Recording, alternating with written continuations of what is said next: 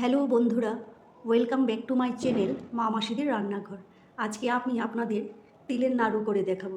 তার জন্য আমি কিছু তিল নিয়েছি। এখন আমি এগুলোকে গোল্ডেন কালার করে, হালকা গোল্ডেন কালার করে ভেজে নেব।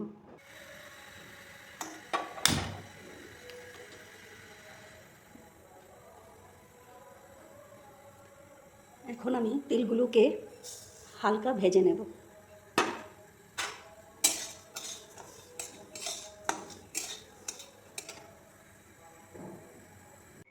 তিলগুলো ভাজা হয়ে গেছে।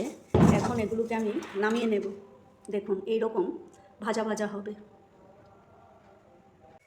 তিলের নাড়ুগুলো বানানোর জন্য কড়াইতে সামান্য জল দিয়ে তারপর এতে গুড় দিয়ে দেবো। তারপর গুড়টাকে ভালো করে জাল দিতে হবে। এতে আমি গুড় দিয়ে দিচ্ছি। এখন গুড়টাকে ভালো করে জাল দিতে হবে আর অনবরত নাড়তে হবে, নইলে কড়াইতে লেগে যাবে। দেখুন গ্যাসটাকে মিডিয়াম রেখে তারপর এইভাবে গুড়টাকে জাল দিতে হবে।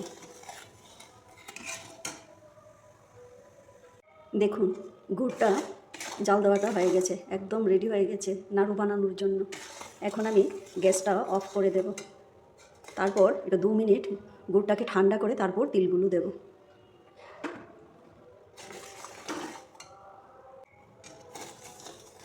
দেখুন আরও জাল হবে। এখন এই পর্যায়ে এসছে, আরও অনেক জাল হবে। বন্ধুরা, যখন দেখবেন গুড়টা একদম এরকম আঠা আঠা ভাব হয়েছে তখনই বুঝে নেবেন যে নাড়ু বানানোর জন্য গুড়টা রেডি হয়ে গেছে। গুড়টা ঠান্ডা হয়ে গেছে। এখন আমি তিলগুলো এতে দিয়ে দেব, দিয়ে নাড়তে হবে।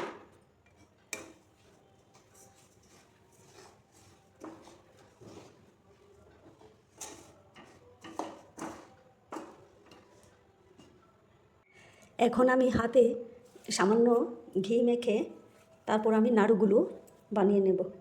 এই যে তিলের নাড়ুগুলো আমি নামিয়ে কড়াই থেকে নামিয়ে ঠান্ডা করে নিয়েছি। একটু ঠান্ডা করে নিতে হয়।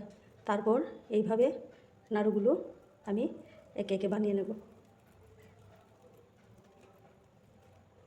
এই দেখুন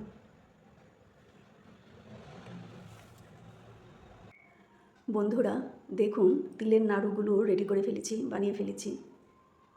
আর নারকেলের নাড়ু তো আমি আগেই বানিয়েছিলাম। এগুলো হচ্ছে ভাইফোঁটা স্পেশাল, ভাইদের জন্য আমি তৈরি করেছি, ভাইফোঁটা দেওয়ার জন্য।